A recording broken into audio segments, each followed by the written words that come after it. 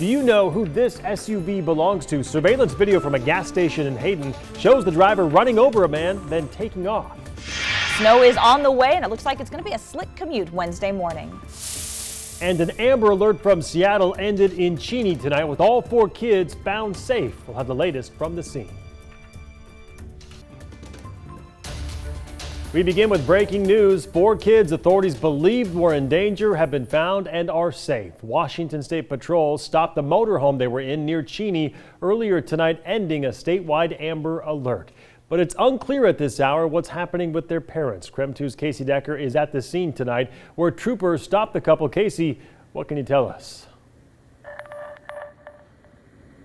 Well, yeah, Mark, we're here in Cheney just across from an old gas station where this all ended, and it ended about as well as you can hope an Amber Alert to end, with the parents briefly detained and then released, and the 4 children safe and physically unharmed. Now, all this began in this RV you're looking at now today. At around 6, you all got those Amber Alert notifications on your phone. Those went out all across the state.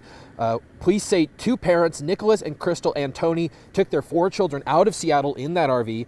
A judge had ordered the kids be handed over to Child Protective Services. Only about a half hour after that Amber Alert, a driver on I-90 saw the RV going eastbound. He called 911 and he actually followed it here into Cheney. Police then took over and Cheney police stopped the RV. The family got out with no resistance or incident. Police detained the parents and got the kids out safe. The parents were then released, waiting on any court actions or charges from Seattle police. Now, I asked WSP if they actually recommend people follow vehicles like this in an Amber Alert scenario. Here's what they told me. If they feel like that there's any danger, if they feel like they're being spotted, if there's any signs of aggression or something like that, absolutely quit following. Just be able to tell us where the last known location was. In this particular instance, I think that they were just following along behind, happened to be going where they were going, and they're just like, yeah, they're still in front of us.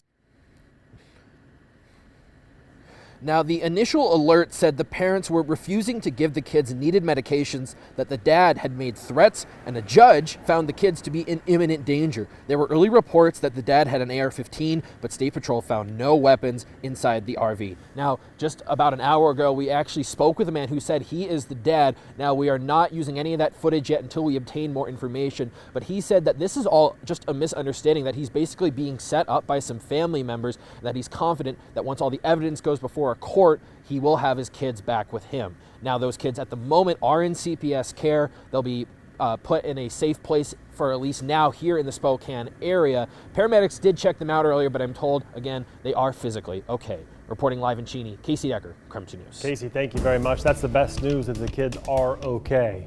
Meantime, heads up travelers, the National Weather Service says a winter storm watch will go into effect on Stevens Pass starting tomorrow afternoon. They could get 2 to 3 feet of snow between tomorrow and Friday, plus wind gusts as high as 40 miles an hour. Travel could be very difficult, even impossible, they say. So let's get straight to meteorologist Michelle Bosch. She's standing by at the Weather Center with more on that mountain snow. And Michelle, we just saw near Cheney, it's also snowing now too. That's right. We're actually talking about 2 different storm systems. The one coming in tonight's pretty mild, though temperatures are cold enough that we are going to see some light snow out of that. So here's a look at some of the area snowfall totals expected by tomorrow morning. And in the Spokane and Coeur d'Alene area, we're looking at amounts right around an inch, lesser amounts in Wenatchee and Ellensburg, just kind of a dusting there around Moses Lake, about a ½ inch, and looking down towards Pullman, looking at between ½ an inch to an inch. So generally light amounts, but it is going to be coming during that overnight period towards the Wednesday morning commute. So we could see some areas slick roads. Then the next storm system comes with much milder air that's going to be bringing us valley rainfall, but the mountains are really going to get hammered with heavy snow, 8 to 14 inches across the mountains in the Idaho Panhandle. And as you mentioned earlier, we can be talking about feet of snow in the higher mountain elevations across the Cascades. Snoqualmie Pass, if you're going to be traveling there, it looks like the snow levels are going to be high enough that you're going to mainly be dealing with rain until Thursday night. So if you do have to travel across Snoqualmie Pass tomorrow, should be okay, but those snow levels lowering and some accumulating snow expected there by Thursday night and Friday morning. And as you can see on radar, and as you saw with Casey, the snow has made it into the Spokane area. Temperatures are below freezing, so we're not going to see much melting, but it will melt off tomorrow afternoon. 37 degrees, rain and windy conditions coming for Thursday, highs in the mid 40s. All right, Michelle, thank you very much. Spokane County detectives are looking for witnesses in a sexual assault case from back in the mid-90s. 64-year-old Mark Hoffmeister was arraigned in Spokane today for rape and child molestation charges. He pleaded not guilty. According to the Spokane County jail roster, he is not in custody right now. Back in September, the Spokane County Sheriff's Office says they received an anonymous tip naming Hoffmeister as a suspect in a sexual abuse case that happened back in the 90s. Investigators say Hoffmeister used to be involved in local competitive gymnastics where he had frequent contact with children. Deputies believe there are more people out there who have information about him. So if you do, you are encouraged to call that number right there. Well, the number is not right there. You can find that number on our website. That's KREM.com. U.S. Customs and Border Protection arrests in Spokane doubled in 1 year. Between 2018 and 2019, 71 people were arrested at the Spokane Intermodal bus station. A Border Patrol spokesman said that increase is because the Spokane Border Patrol station reopened last May. The Intermodal Center is owned by the city, which rents the land to Greyhound and other bus companies. A CPB spokesperson says agents patrol the station 3 to 4 times a week now. Before, agents would come from Colville to conduct checks 1 to 2 times a week, depending on their manpower. A North Idaho man is alive but badly hurt after being run over at a gas station by a car several times. And tonight, police are looking for the driver. So this is the surveillance video from that gas station in Hayden. It happened yesterday. The victim has been identified as a 61-year-old man, and friends tell us he is a former logger who lives in a trailer nearby. His injuries were serious, but Kootenai Health says he is expected to be okay.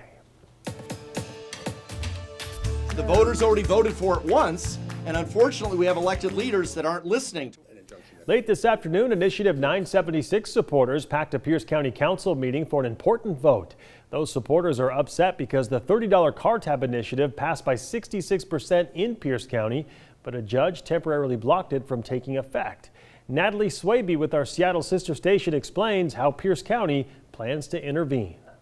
I'm on the 10th floor of the Pierce County building where there are some happy I-976 supporters because of what happened in council chambers today. You can see the meeting is still going, but earlier with a 4-3 vote, council agreed to intervene and offer support as the litigation surrounding the passage of I-976 moves forward.